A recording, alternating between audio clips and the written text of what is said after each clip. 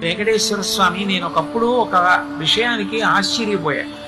నేను వెంకటేశ్వర స్వామి వారి దర్శనం చేసుకోవడానికి వెళ్ళా తిరుమల. దర్శనం చేసుకుని బయటికి వస్తున్నాను.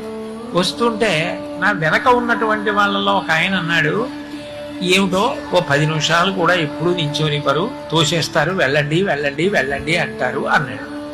నేను నిజమే కదా, పాపం అలా అనిపిస్తుంది కదా అనుకున్నాను. ఇంకొక ఆయన కళ్ళు తురుకున్నాడు. నేను అనుకున్నాను బహుశా బయటికి తోసేశారని, వెళ్ళిపోమ్మన్నారని. తోసేయడం అంటే వెళ్ళిపోండి వెళ్ళిపోండి అన్నారని ఆయన కళ్ళొత్తుకుంటున్నాళ్ళు అనుకున్నాను నేను.